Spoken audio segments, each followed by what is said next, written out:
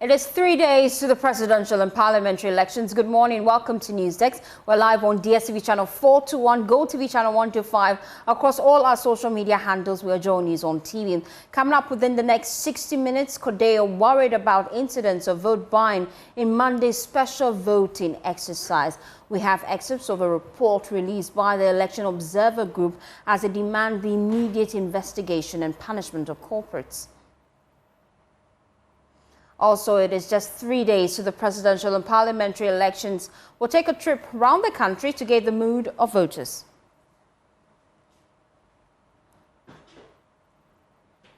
Also, the Ghana Health Service records more than 300 suspected cases of monkeypox.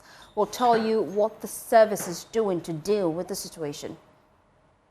For the past 1 year, that's from 15th December last year up to 24th, we've had 339 suspected cases, and of these 3 have been confirmed. These plus business updates we have on our desk. My name is Faustina Savo. Please take a seat and be my guest.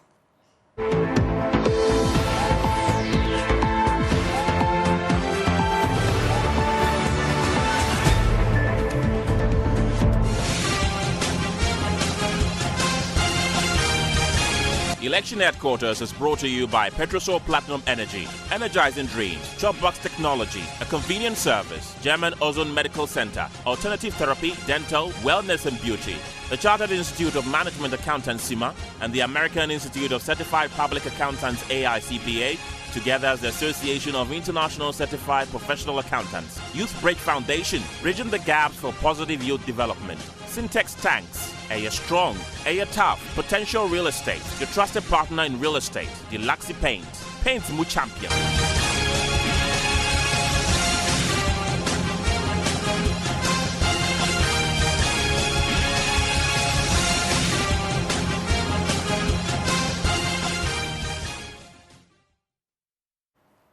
Where indeed your election headquarters. Well, the Coalition of Domestic Election Observers says it is worried about incidents of vote buying and photographing of ballots cast during the special voting on Monday. CODEO wants the police service to swiftly deal with these issues to curb a recurrence during Saturday's polls. Well, on your screens coming up shortly are excerpts of that statement from CODEO, just highlighting some of their general finding. It says CODEO observers reported a general smooth voting exercise as highlighted in earlier portions of their statement. It goes on to say 81% of polling stations opened at 7:15 a.m. and 19% opened at 7:16 and 8 a.m. Observers noted that sensitive voting materials were available at all the observed polling stations except a few, which is 4%, where there were only one biometric voter verification device instead of 2.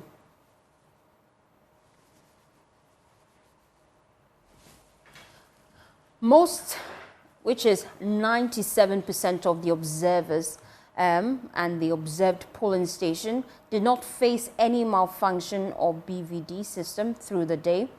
Observers observed that further, they reported that most, which is 97% of polling stations, were set up so voters could mark their ballots secretly.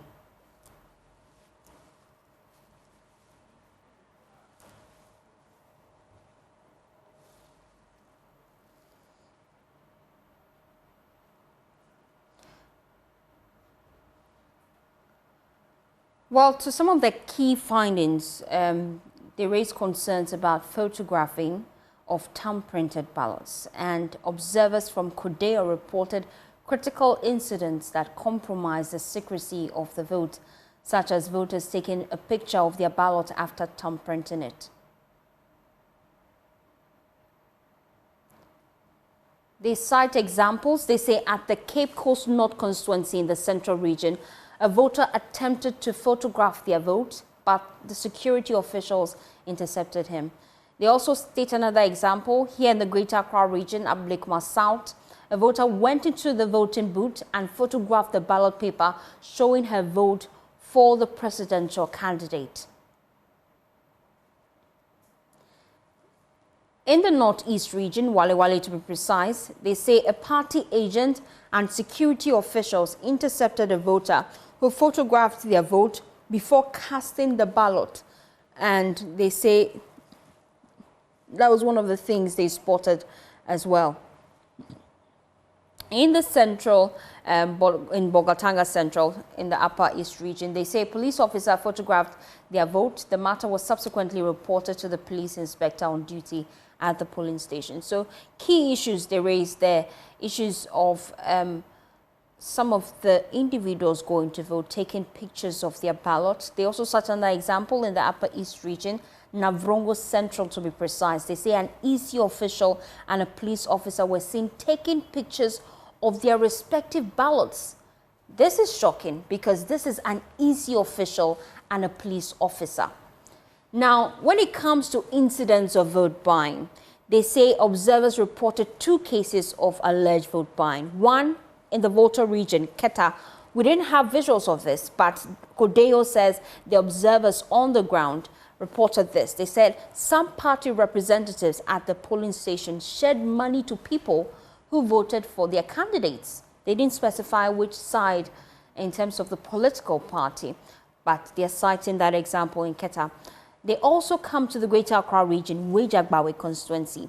They say some individuals believed to be MPP party representatives were at the polling station gates giving out 100 and 500 cedis to voters to cast their votes for the NPP candidates. And this is in Wejagbawe. In the Bono region, in German North to be precise, they said a non-uniformed police officer who doubles as a key member of the incumbent MP security detail attempted to prevent the NPP party chairman and several representatives from sharing money. This reportedly resulted in verbal attacks on the officer.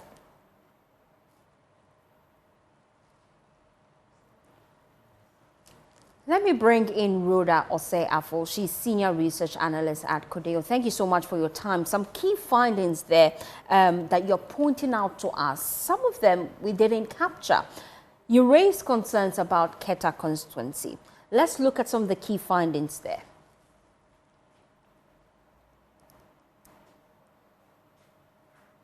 Rhoda, you have to unmute for me to hear you clearly.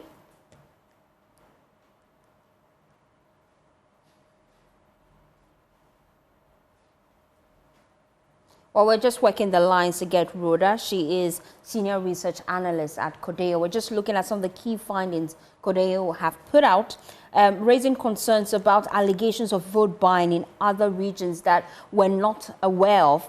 You know, the key issue that has been in contention yesterday was the issue of Ayawasu West Rogan, where the MP for the area, Lydia Al-Hassan, was seen distributing packs of food to voters yet to cast their ballot.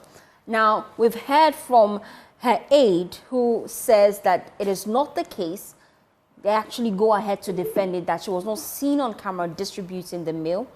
We've also heard from the NDC side, they have petitioned the OSP to look into the issue. CODEO is just reporting that the observers on the ground reported other cases, and I'll just read that to our audience who are just joining us for the conversation. They say that in Keta, in the Volta region, some party reps at the polling station shed money to people who voted for their candidates. So other cases of vote buying reported in Keta, in Wejagbawe constituency as well. They go on to say that some individuals believed to be NPP party representatives were at the polling station gate giving out 100 and 500 cedis to voters to cast their vote for the NPP candidates. Now, key pointer there, they say believed to be, and that is one of the key things they have recommended, which we'll get to when I get connection to Rhoda. I'm hoping I have better connection to Rhoda. Rhoda, just run us through some of the key issues that you've raised in your report, highlighting Keta and Wejagbawe. Hello, good morning. Good morning, Rhoda. Yes, so, I mean, 2 things. Already we look at the positive side and we look at the other issues that sort of mark the beauty of the process. So if you're looking at the special voting exercise itself, realize that it was generally smooth. Materials were available, people were able to vote on time, processing of voters went quite smoothly. And then we had all these incidents about people taking photographs of their ballots so that they can go and collect money because they have been promised to go and do that and come for money. And then we have instances where people are being doled, monies are being doled out to individuals after they cast their ballots. These are really worrying because we are looking at a process that should be fair, that should be free, and that should be credible. So if you are looking at the integrity of elections, then we cannot just gloss over these incidents, however isolated they may be, right? Because now, if you are looking at, say, these constituencies in these different regions and the incidents that happened, now this is special voting. If you're looking at the people who were involved, in some of the reports that we had security personnel who were involved photographing their ballots so that they could go and collect money. This is very serious. This is quite alarming, you know. What are they going to do when they see others do that? Because these are people who are voting today or they were voting on Monday so that they can go and police the process. So it's very worrying that we are seeing some of the things that we've seen. Material inducement is something that we cannot condone because of all the implications that it has, even for campaign financing, for competitive elections, and for a free and fair process.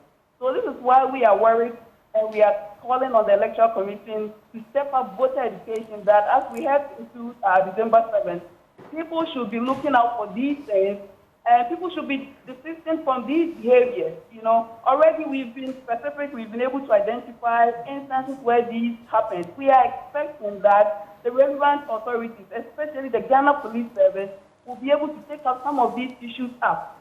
Because if we are not able to hear anything between now and Saturday, then what is the signal that we are giving out to people, right? The many agents, party activists and followers or supporters or party officials who may be inclined to do some of these things, are we giving them the go-ahead that they can go and do same because nothing will come out of it, right? So it's something that we need to have some immediate interventions from the police service.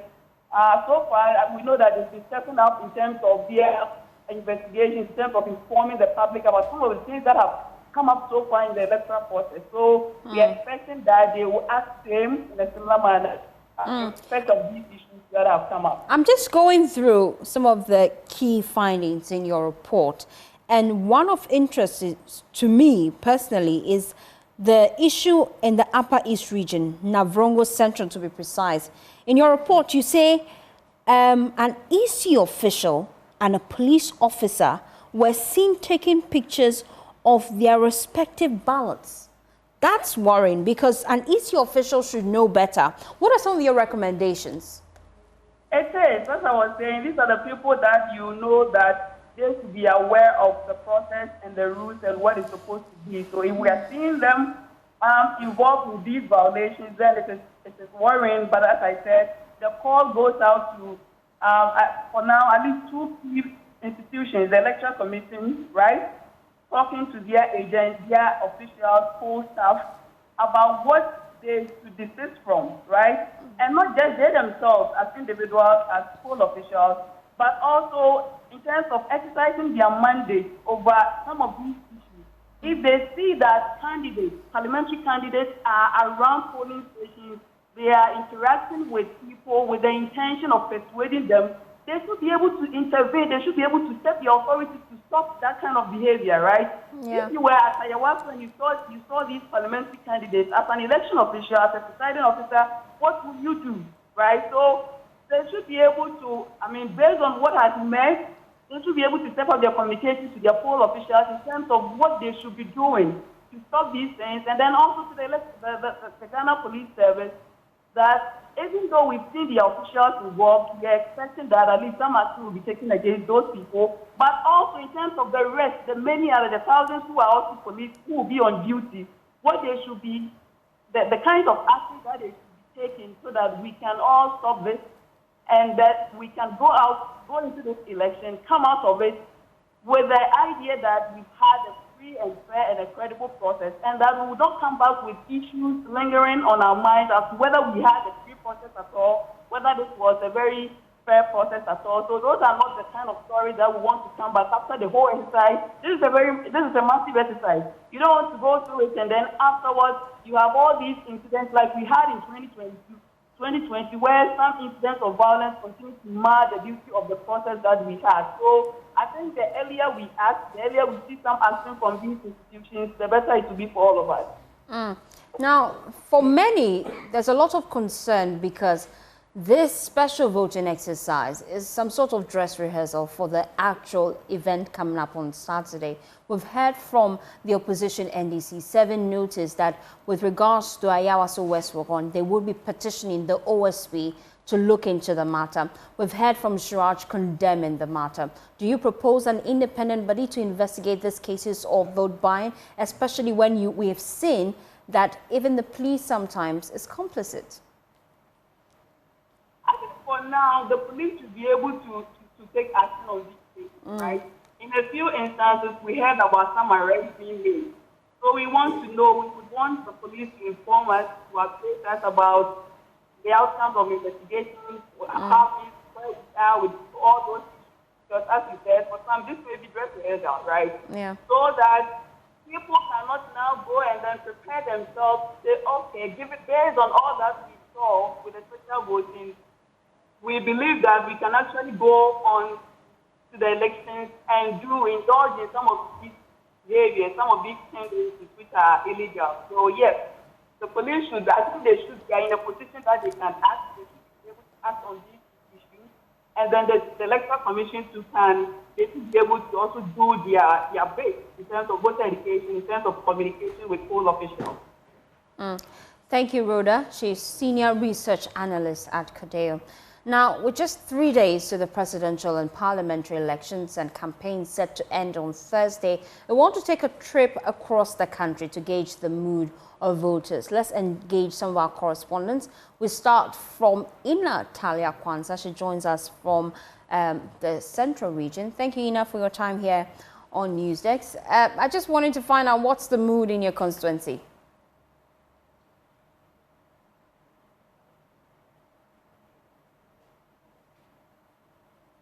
Oh, Ina, you have to position rightly. I can't seem to hear you.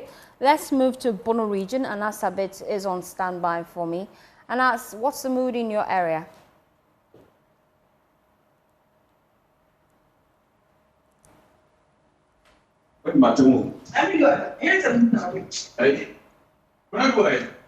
I think we have conflicting sounds there. We just have to work that out back room. We're touching base with our correspondents if you just tuned in.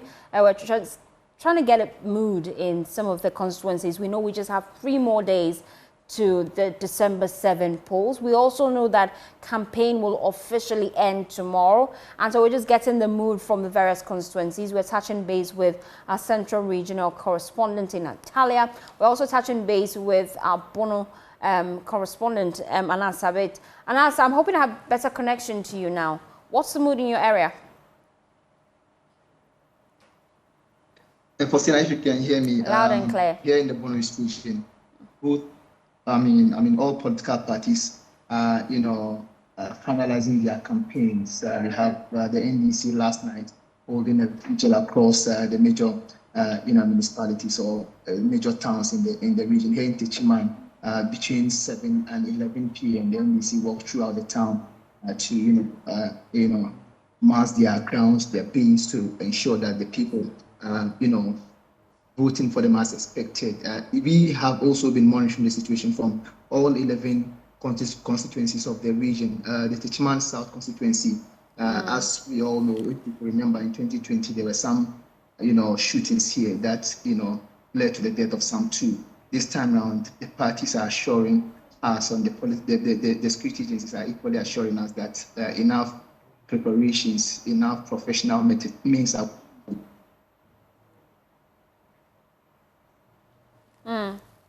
Unfortunately, I seem to have lost connection to Anas. You may have to position rightly for me to hear you.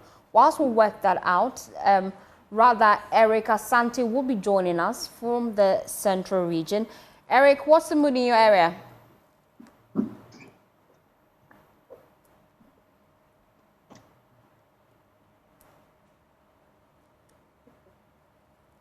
Our network is not that favorable this morning. We're just touching base with our correspondents across the regions as we look ahead of December 7 polls. Just 3 days to go. We're touching base with them because we know that campaign officially ends tomorrow. And so we just want to get the mood in the area ahead of the polls. We saw massive turnout for the special voting. People anticipate that it might be the same for the general elections. We've just been speaking to Anas Sabit from Bono East, giving us a sense of what is happening in the region. I'm told, Anas, I have better connection to you now, so please just make that point. So, Faustina, as I was saying earlier, due to what happened in 2020, security agencies and political parties in the region are ensuring that this time around, they are going to conduct themselves in a much more professional manner to ensure that, what happened in 2020 is not going to happen again. The police have told us that this time around the collation will be done in an enclosed, space, and only accredited persons, media, accredited party agents will be allowed entry into the premises of the coalition. In 2020, it is at the coalition center that unfortunate incident happened. So this time around, measures are being put in place to ensure that the masses will not be gathering there to create the kind of scene that we witnessed in 2020. Outside Techiman and the other 10 other constituencies, through East and West, Sine East and West, Tibu Amantin, Kintampo North and South, and then Nyanza North and South, the atmosphere has been calm, with both parties hopeful that they are going to, win majority of the seats. The NDC in the region is saying they are, instituting their agenda 11-11 as they are looking forward to winning all 11 seats in the region. As we speak, the NDC has 9 out of 11, with the MPP having 3. The MPP, on the other hand, says they are winning a minimum of 7 out of the 11. So these are targets both parties are setting for themselves. And within the next 3 days, we shall be going to the polls to see which of the two will be able to win the region as they are being, as they are saying as we speak. And because we are your election headquarters on the eve of election day, we'll be bringing you special coverage, touching base with all our correspondents as well. Let me take you now to the Western region. Ina is there for us, in Natalia Kwanzaa. Ina, what's the mood in the Western region? Well, Faustina, it's been relatively calm, and then various political parties, the two parties, NDC and MPP, are those that you can see that are dominating the 17 constituencies we have within the Western region, with various meetings, talking to people. And then you can see the euphoria in the region. People are ready to vote, with a lot of road construction works going on. So it becomes even difficult to maneuver within the capital. But I must say that the people of the Western region are really ready for this election.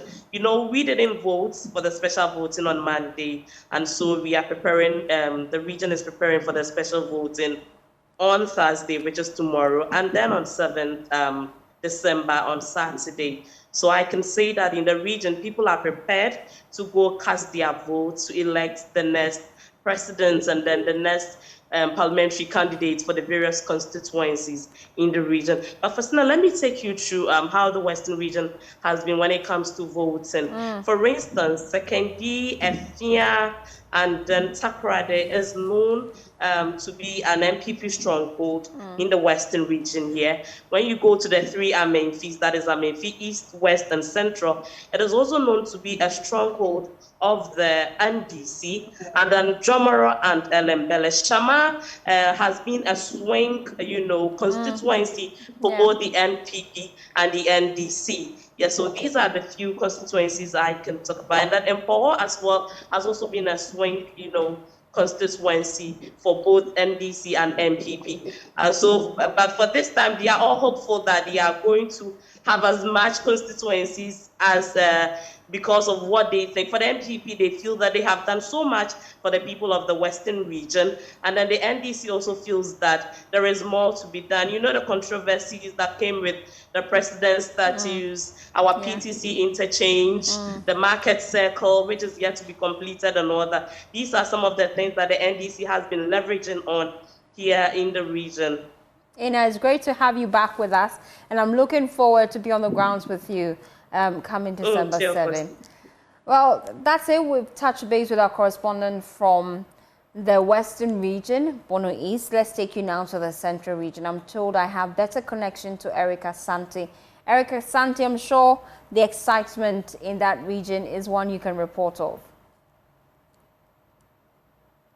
1.75 million registered voters in 3,635 polling stations. You know that the region has often held the keys to who wins the presidential election. Reason the political actors have crisscrossed in the state service. For the past point, guidance means that typically after point, Eric, you have to position rightly. I seem to be losing you intermittently. If you could position rightly so that we can hear you loud and clear. Unfortunately, we don't have clear connection to Erica Santi. Well, you're watching News Desk. We're just touching base with our correspondents across the region. Let's take you now to Rafiq Salam, our correspondent, like I always say. He joins us live. Rafiq, tell me what's happening in Wa.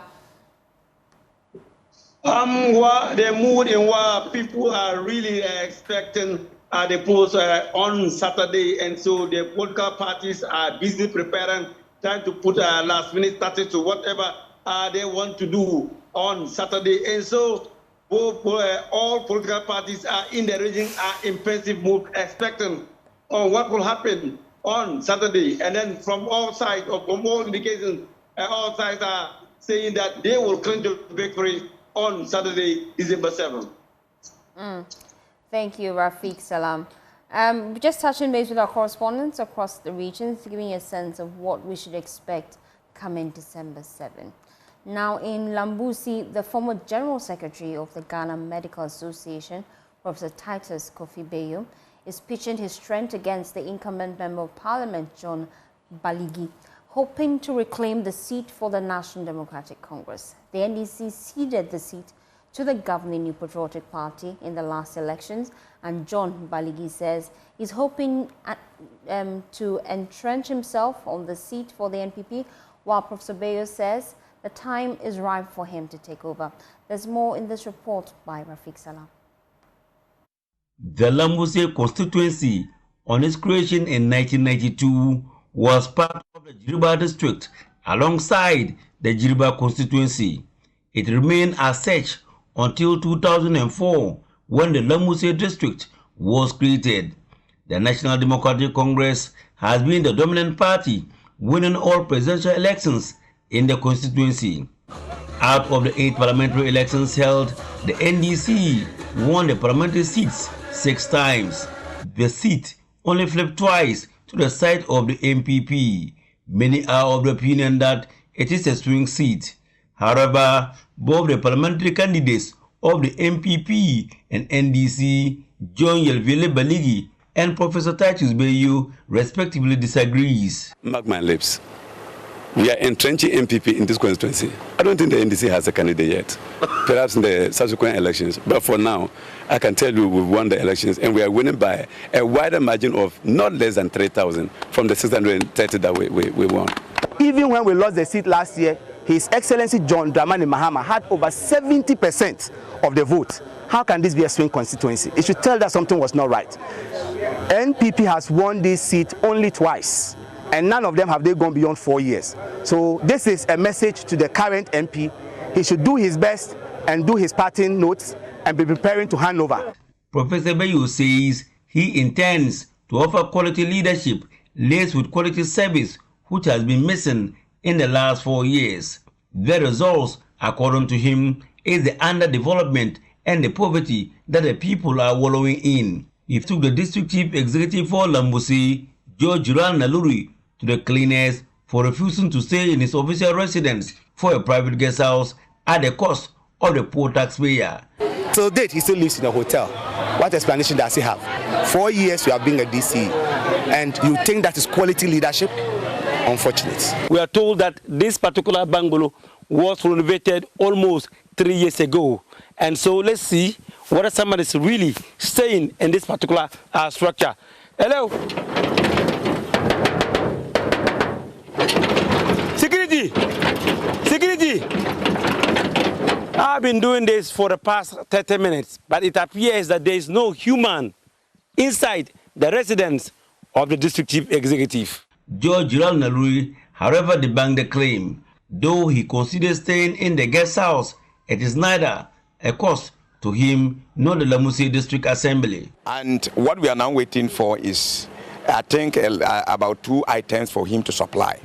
I think the water tank also, and then we will move in. You saw a water tank there? All right, so it means that he has just been moved in. So I will find time and move in, because I believe strongly that Dr. Baumia is winning. And once he wins, I will be nominated, and I will go in to stay there. But you are staying at the guest house at it is not yet. No, not at all. Please, you are a journalist. You can go to the assembly and ask if the assembly has ever spent a penny on this. They should come. I will resign today at the DC for Lambussie District.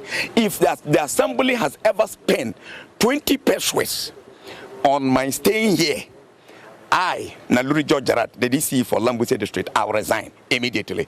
The assembly has never spent a peso. It is a relative property, my brother's property. He is late now, and that's why I'm saying this portion is where the family stay. This portion is used as a guest house. I stay over there. Roads in the Lambussie constituency are in the deplorable state. In fact, they remain the only constituency in the region without a single blade of bituminous surface. Many communities in the constituency are yet to be hooked to the national grid, and as a result, still lives in darkness. You can go to Bilo, one of our communities, during their festival around June, July. He went there and told them that he promised electricity to 2 of the communities, Tampuri and Kagligo, and that they will get electricity in just 2 weeks. This was in June. This road, it has been said severally.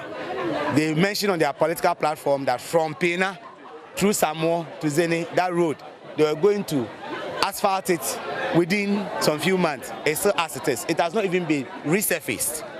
John Yelville Beliga Araba did not agree with him entirely, stating that roads in the constituency are fairly good. By tomorrow, I still will be in the constituency to start from where Ghanem is ending to Suke.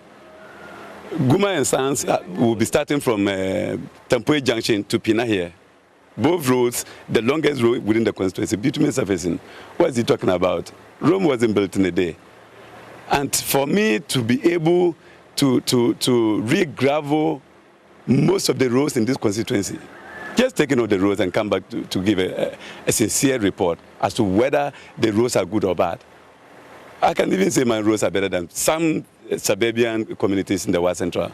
Construction work at the Agenda 111 hospital project is almost 60% complete. Professor Titus Bayu asserted that it has now been abandoned, thereby questioning the commission and timelines. They had promised everybody. The presidential advisor on health came to the annual conference of the Ghana Medical Association last year and told them that he would commission this hospital before June, and because of that, I was going to lose the election. There's no even contractor at site. Agenda 111, it's not stalled. You just went there, you saw workers. They are working. It is about between 65 to 80% completion level. The engineers always at 60%. 60, yes, that's what I said. So because I'm not a professional, I said 60 to 80.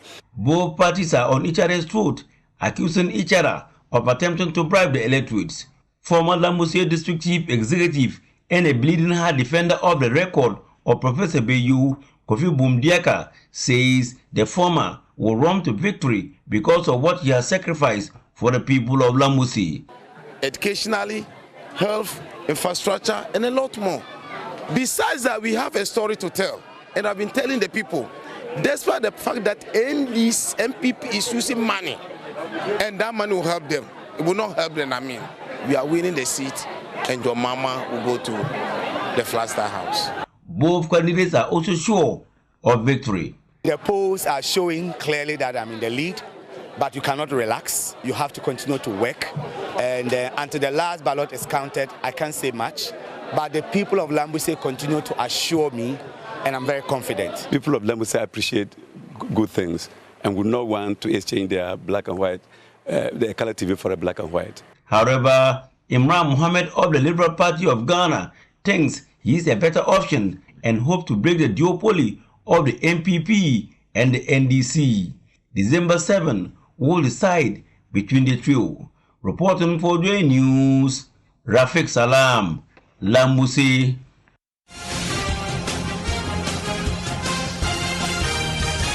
Election Headquarters is brought to you by Petrosol Platinum Energy, energizing dreams, Chopbox Technology, a convenient service, German Ozone Medical Center, alternative therapy, dental, wellness and beauty, the Chartered Institute of Management Accountants (CIMA) and the American Institute of Certified Public Accountants (AICPA), together as the Association of International Certified Professional Accountants, Youth Break Foundation, bridging the gaps for positive youth development, Syntex Tanks, Aya Strong, Aya Tough, Potential Real Estate, your trusted partner in real estate, Deluxe Paint, Paint Mu Champion.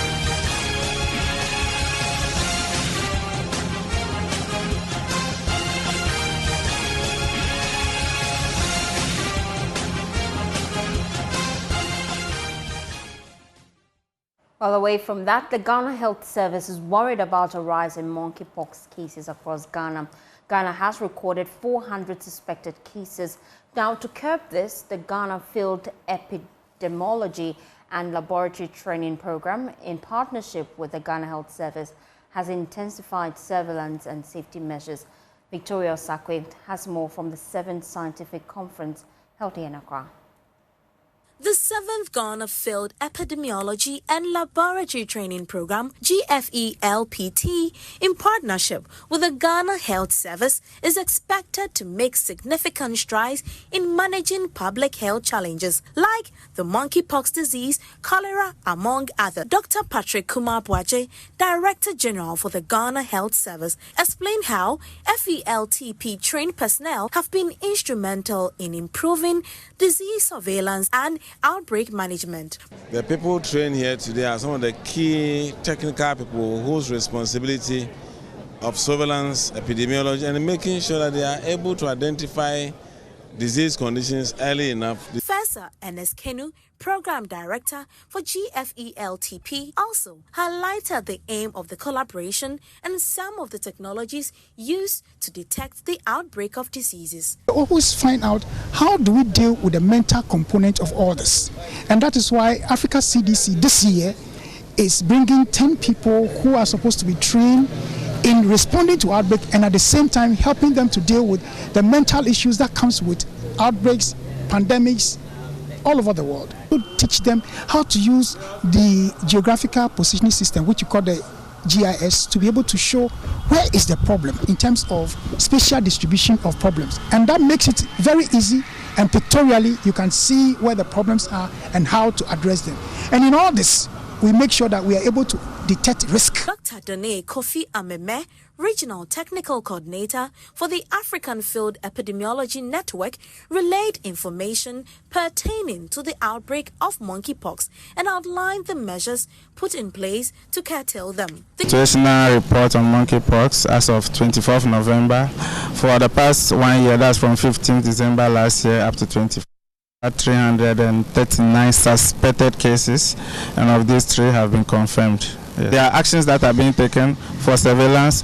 For surveillance, I mean looking for more cases, which is case identification. And when cases are identified, we also do listing of contacts, following up of the contacts. The Ghana Health Service and FELTP collaboration has also been critical in deploying technology for data collection and outbreak monitoring, reducing delays in response and improving health outcomes. Victoria Osakwe and Elsie Asiedua Kisedu's report read to you.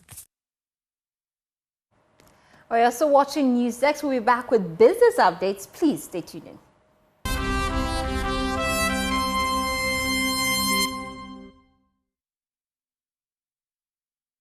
Hi, good morning. Welcome to Business. My name is Darrell Kwao. Government says it has met its obligation in finalizing the debt restructuring agreement with independent power producers. However, the current parliamentary impasse has stalled the process for some power producers. Now, according to the Minister of Finance, Dr. Mohamed Amin Adam, all financial commitments have been made with 3 out of the 5 IPPs. The Finance Minister highlighted this and other issues at the monthly economic press briefing organized by the Ministry of Finance. Government insists that the country's economy is strong and will continue to experience improved macroeconomic signs in the short to medium term. The Minister for Finance, Dr. Mohamed Amin Adam, noted that government has maintained strict expenditure lines ahead of the 2024 elections, which he says has contributed to the country's improved financials. He made this known at the monthly economic press briefing. In an election year, we've maintained fiscal discipline, uncharacteristic fiscal discipline. On the state of debt restructuring with independent power producers, the Member of Parliament for Karaga stated that government has met its side of the bargain with the expectation that the IPPs will deliver same. Yes, we concluded negotiation with them and some of them have signed off. For example, AXA has signed off and we are implementing the restructured IPP, PPA. Assembly also is about to sign off. Senate has signed off. What is outstanding is the one with Sen Power and Amandi, because they are required to go to Parliament for parliamentary approval. And so until Parliament returns and approves those two PPAs, they will remain outstanding. Meanwhile, government has met our side of the obligation. We have met our obligation, we have paid the one-off payments we're supposed to make to them. We have done everything, we haven't missed on a dollar.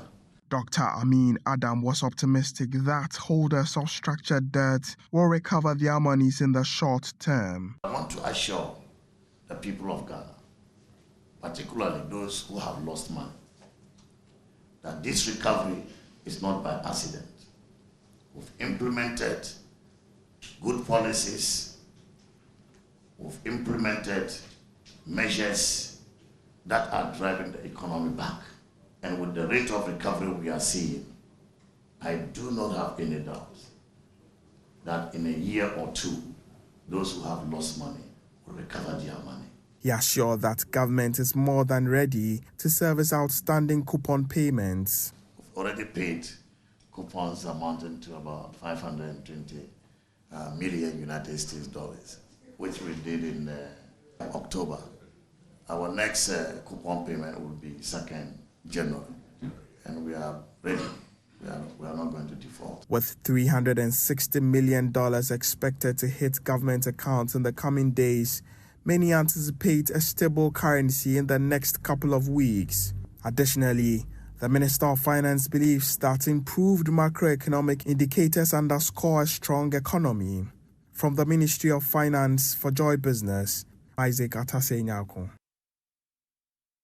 Now, Ghana has taken a major step towards digitizing its border management systems. Vice President Dr. Mahmoud Bawumia has officially commissioned the e-gates at the Terminal 3 of the Kotoka International Airport, streamlining the immigration process for travelers. Here's more.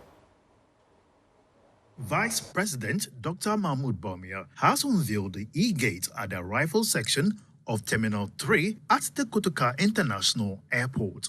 This state-of-the-art digitized entry system, accessible with the Ghana card, eliminates the need for traditional immigration checks, offering a faster and a more secure travel experience. With the ability to facilitate e-visas and a fully digital travel process, Ghana is now prepared for the future of border management. By pre-registering biometric data and travel credentials, travelers can bypass traditional queues, significantly reducing wait times. What once required hours of waiting can now be completed in as little as 15 minutes from landing to exit from the airport. The Minister for Interior, Henry Quartey, highlighted the system's security advantages, ensuring tighter border control while enhancing efficiency. These gates are not just banners, they are enablers that will enhance our border control and security. Furthermore, the gates will enhance the Ghana Immigration Service ability to manage data and tracking of persons who are of security concern. The Controller General of the Ghana Immigration Service, Kwame Techi, emphasized the operational benefits for both travelers and immigration officers. This immigration innovative system will not only improve the passenger clearance, but also enable our immigration officers at this entry point to process travelers more efficiently, effectively, for the benefit of national security. The introduction of the e-gates reflects Ghana's commitment to leveraging technology for modern, secure, and efficient border management systems. All right, and that's it for business. Back to you, Fosti. Thank you, Darryl, for bringing us business. And that's how we wrap up the bulletin. For more news, please log on to myjournal.com. My name is Faustina Safo. Good morning.